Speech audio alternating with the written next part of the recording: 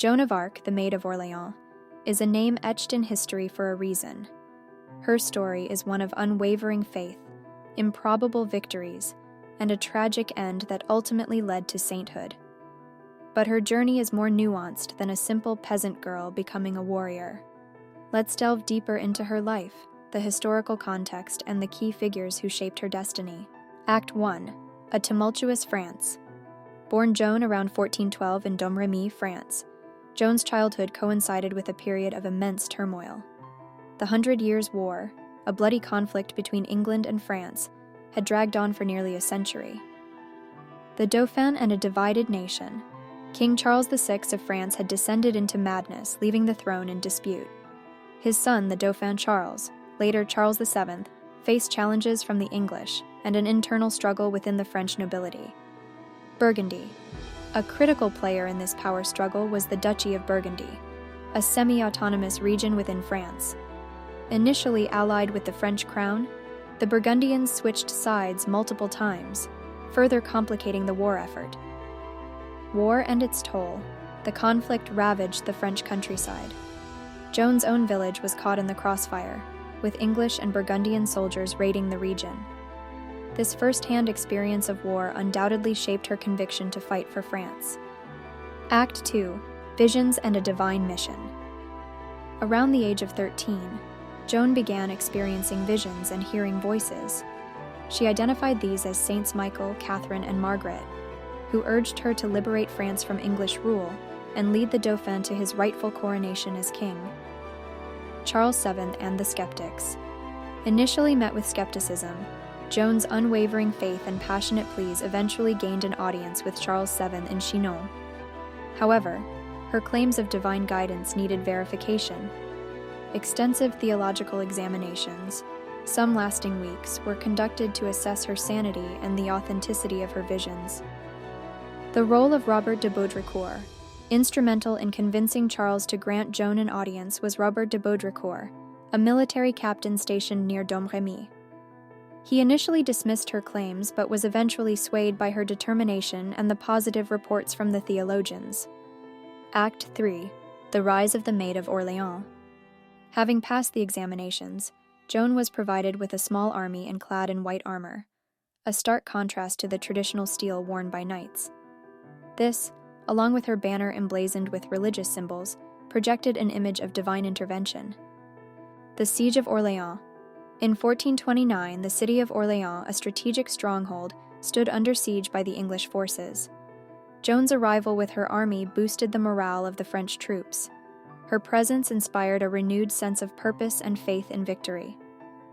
Military strategy and leadership. While Joan's religious conviction played a significant role, she also demonstrated tactical acumen. Her bold decisions, like leading a crucial charge across a bridge under heavy enemy fire, proved successful in breaking the siege. Charles VII's cautious support. Although Charles VII acknowledged Joan's role in liberating Orléans, he remained cautious. He likely saw her as a valuable tool for rallying French support, but also feared her potential to overshadow his authority. Act 4. Victories and political intrigue. Following Orléans, Joan led the French army to a string of victories, including Patay and Troyes. These victories paved the way for Charles VII's coronation in Reims, a crucial step in solidifying his claim to the throne. The intrigues of the court. However, within the French court, Joan's influence and independent spirit created resentment. Some nobles and advisors viewed her with suspicion, fearing her growing popularity and potential for challenging the established power structure. The role of Georges de la Trémoille. A key figure in this political intrigue was Georges de la Trémoille, a French nobleman with significant sway over Charles VII. De la Trémoille saw Joan as a threat to his own influence, and likely played a role in limiting her involvement in later campaigns. Act 5. Betrayal and capture. In 1430, during the Siege of Compiègne, Joan was captured by Burgundian forces allied with the English. Historians believe this capture was a result of a deliberate act of negligence, possibly orchestrated by those who wished to see her out of the picture. Act 6. A trial by fire. The bias of Pierre Cochon. Held in Rouen, a city under English control, The trial was overseen by Pierre Cochon, the Bishop of Beauvais. Cochon, a staunch supporter of the English cause, ensured the proceedings were rigged against Joan. Accusations of heresy. Joan faced charges of heresy and witchcraft. Her visions and claims of divine guidance were twisted into evidence of demonic influence.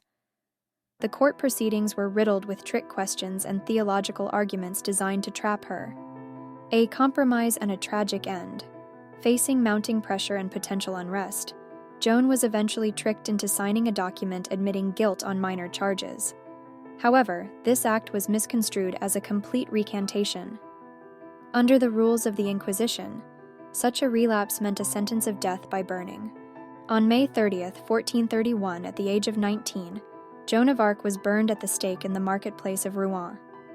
The flames silenced her voice, but her legacy lived on. Act 7th. Vindication and Sainthood. Charles VII, likely relieved by Joan's demise, made no effort to intervene or avenge her death. However, the brutality of her execution sparked outrage within France. The Rehabilitation Trial. 25 years later, in a reversal of fortune, Charles VII, now a secure king, authorized a rehabilitation trial for Joan. New witnesses were called, and the original trial's injustices were exposed. Joan's name was finally cleared of all charges.